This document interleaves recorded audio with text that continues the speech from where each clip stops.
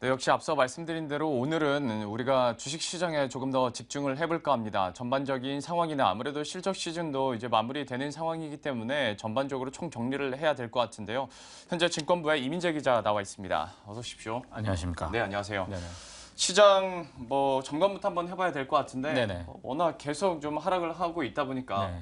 일각에서는 차라리 빨리 좀 미국에서 9월 금리 인상해서 뭔가 불확실성이 없어졌으면 좋겠다라는 분들도 많이 있더라고요. 네네.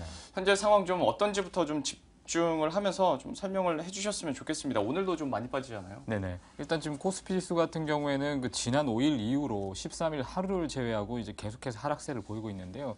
그때와 비교하면 거의 뭐 2020선선에서 지금 1950선까지 급락했고 오늘도 1% 이상 급락을 하면서 1930선까지 지금 떨어지는 상황입니다.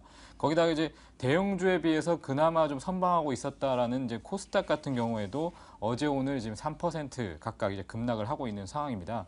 이런 증시 분위기 때문에 그 최근 좀 불거지고 있는 9월 위기설에 대해서 다시 또 떠오르고 있는데요.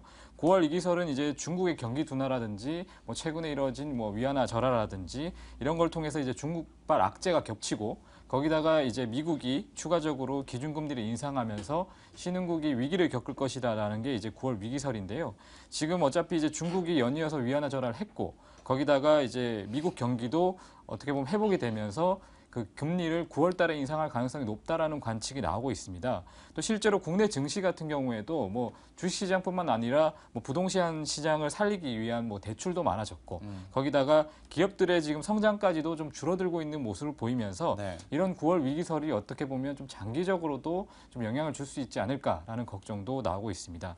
또 특히나 또 이제 만일 이렇게 세계 경제가 다시 한 번 더 출렁이게 되면 그 2008년도 9월 리먼 브라더스 사태 이후 7년 만이거든요. 그렇기 때문에 어떤 신흥국의 위기가 있을지 그리고 국내 경제가 또 어떤 식으로 움직일지 좀 주목을 해봐야 될 것 같습니다.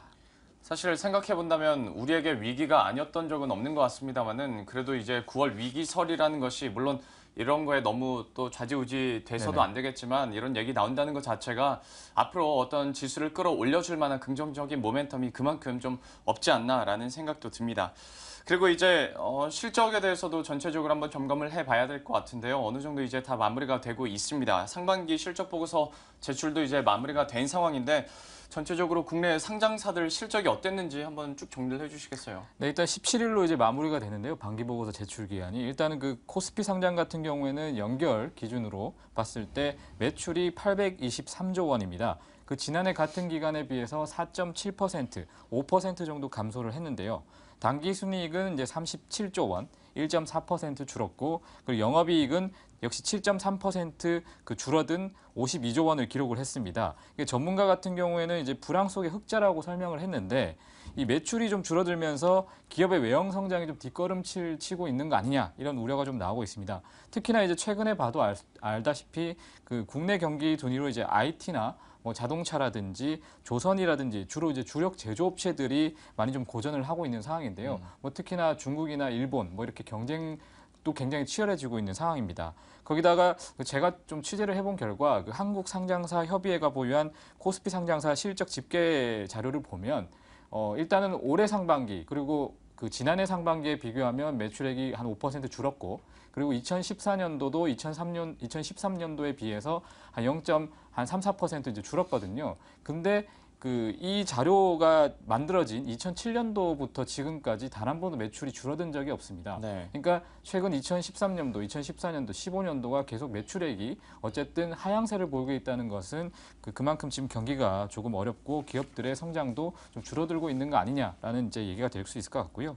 그리고 또 상반기 영업이익률 같은 경우에는 6.36%로 지난해 상반기에 5.65%에 비해 0.71% 개선이 됐는데 이것이 역시 그 어떻게 보면 외형 성장이 줄었기 때문에 그 기업들 같은 경우에 실적을 내야 돼서 비용 절감을 통해서 이런 영업이익률을 올리고 있다. 이런 좀 설명이 나오고 있습니다. 예. 그리고 또 전체 코스피 상장사 중에서도 매출액 비중이 한 11%로 높은 삼성전자를 빼도 매출액이 지금 4% 정도 감소를 했거든요. 거기다가 삼성전자의 영업이익도 올해 그 18% 감소한 걸 봤을 때 지금 이제 코스피 상장사들의 분위기가 그렇게 좋지는 않다라고 판단을 할 수 있을 것 같습니다.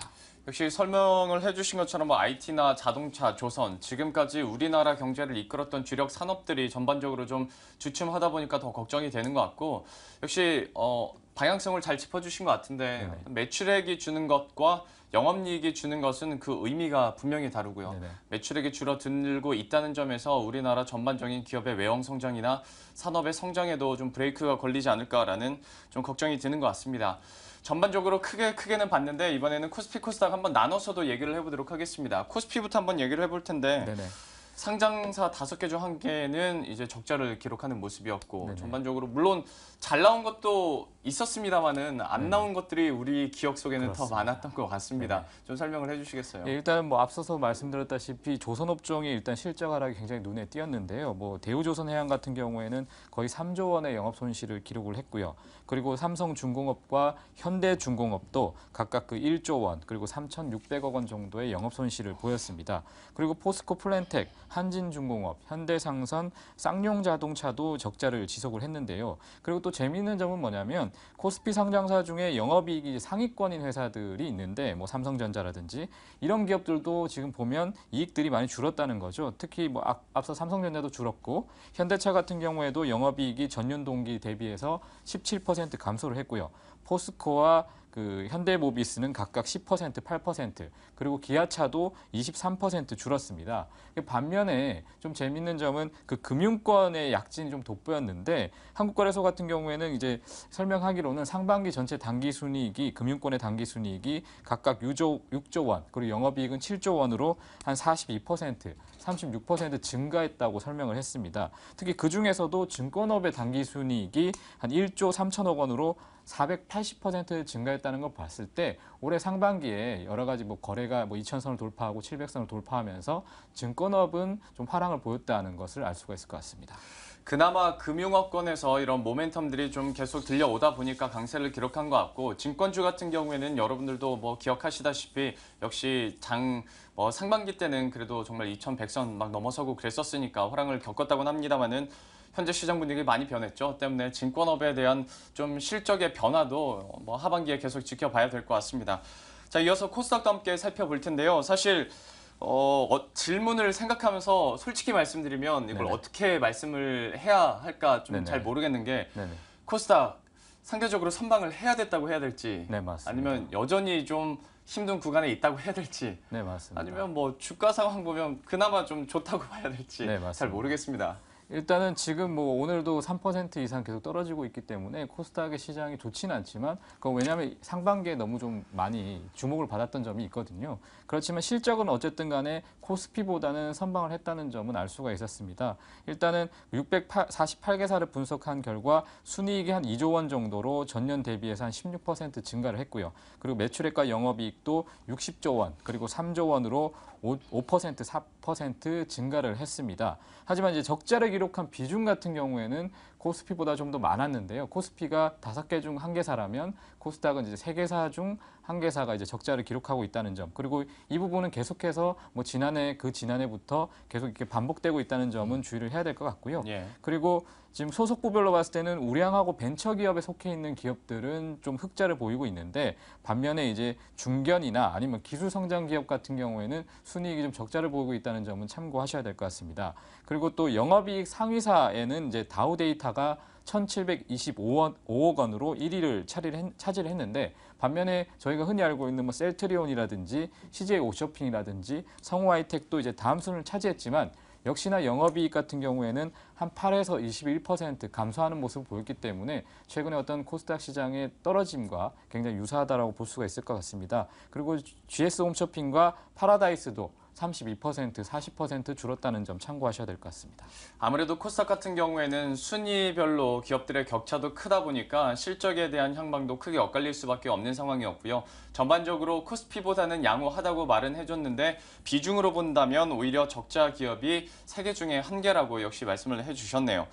이렇다 보니까 이제 시장이 안 좋다 보니까 갖가지 아이디어나 투자 전략들이 쏟아져 나오고 있는데 사실 다른 투자 전략 프로그램에서는 말하기 좀 힘든 슈퍼개미에 대해서 한번 네네. 얘기를 한번 해보도록 네네. 하겠습니다. 사실 제 기억으로도 몇 개월 전에 이민재 기자가 이 부분에 대해서 잠깐 언급을 했던 기억이 있는데 네. 사실 뭐 안 좋다 보니까 슈퍼개미들은 그래도 잘 나간다더라. 네네. 같이 어떤 종목 살까 많이 궁금해하세요. 네네. 좀 사례가 없을까요? 일단은 지금 뭐 가장 최근에 이제 슈퍼개미, 소위 말해 큰 손이라고 불리시는 분들이 활동을 한 것을 봤을 때 그 손명한 세강 대표가 있는데요. 최근에 그 남선알미늄과 LB세미콘을 그 지난 13일에 이제 5% 이상 가지고 있다라고 공시를 했습니다. 근데 이제 손명한 대표 같은 경우에는 뭐 지난 3월에 뭐 영화금속에 대해서 주주 제안을 하기도 하고, 그리고 뭐 NI스틸, 뭐 동원금속, 뭐 에코플라스틱, 에코폴리텍 등 18개 종목에 대해서 5% 이상 지분을 가지고 있다라고 공시를 한 바가 있는 큰손 투자자입니다.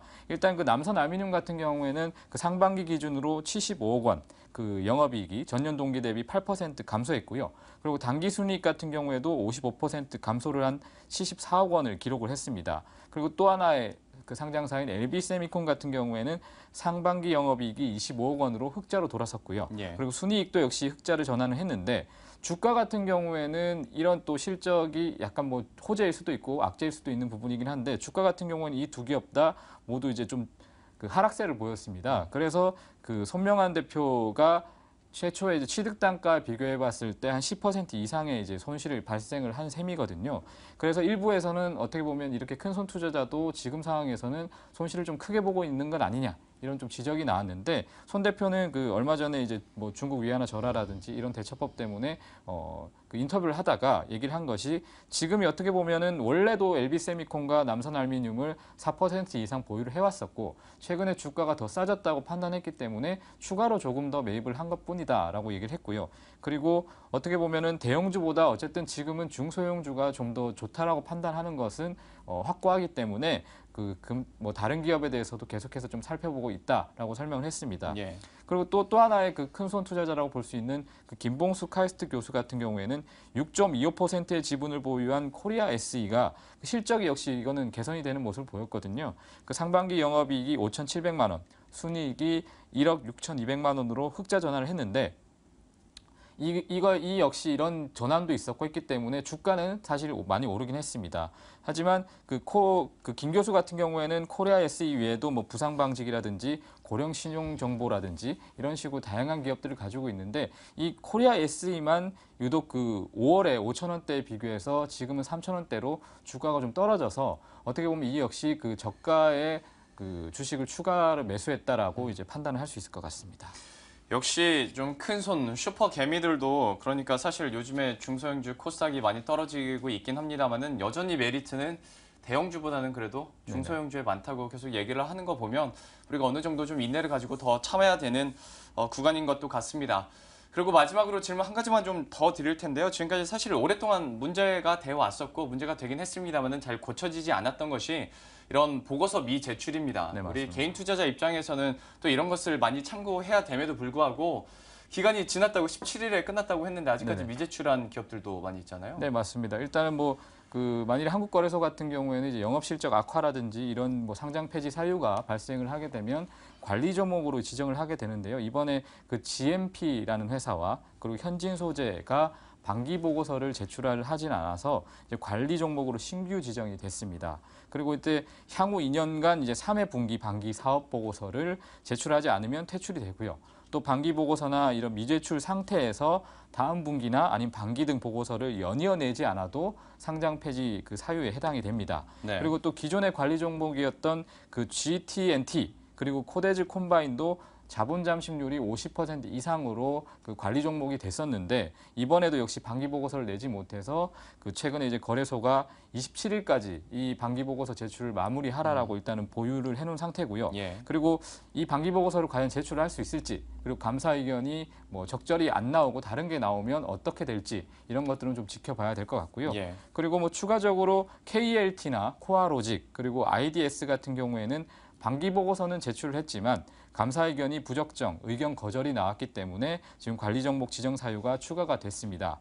그리고 파케인 OPC 같은 경우에는 자본 잠식률이 50%를 넘어서 역시나 이 관리 종목 지정 사유에 해당이 됐고요. 예. 그리고 IDS 같은 경우에는 감사 의견 거절이 되면서 이 상장 폐지 사유가 추가가 됐는데, 만일에 이의가 없게 되면 상패의 어떤 절차를 밟게 됩니다. 네. 그리고 지금 이렇게 미제출을 뭐 안 한 기업도 있지만 이 반기 보고서가 일종 유예가 된 기업들도 있거든요. 예를 들어 그 연결 재무제표를 처음 도입을 하면 그 처음 도입한 시기부터 2년 동안은 그 보고서 제출 기간을 15일 정도로 연장을 해줍니다. 네. 이번 반기 보고서 같은 경우에는 올해 그러니까 이번 달 말까지 그러니까 31일까지 제출을 하면 되는 것이거든요. 그런 기업들이 지금 코스피 시장에서 BGF 리테일, 뭐 극동유화, 그리고 다우인큐브, 삼성제약 등 9개사가 있고 그리고 코스닥 시장에서는 MBK, 미동전자통신, 오이솔루션, 이지웰페어 등 그 58개사가 있습니다. 근데 이 중에 특히나 조금 주목을 해야 될 점은 올해 초에 이제 가짜 백소 사태 때문에 굉장히 좀 주목을 받았던 내추럴 엔도텍이 이 그 연결 재무제표 도입으로 인해서 올해 그 이번 달 말에 그 반기 보고서 제출 기한이 거기까지 나와 있다는 점을 봤을 때 이 기업이 어떤 보고서를 내놓을지 그리고 실적은 어떨지 또 많은 투자자들이 좀 관심을 가지고 있습니다. 내추럴 엔도텍 같은 경우에는 보고서 내용이 어떻게 담길지 저도 좀 궁금해지는 것 같습니다. 역시 좀 심하게 말해서 가관이지 않을까 싶은데 과연 어떻게 나올지도 저희가 만약에 필요하다면 여러분들에게 다시 한번 업데이트를 시켜드리도록 하겠습니다. 지금까지 증권부의 이민재 기자와 함께했습니다. 고맙습니다. 감사합니다.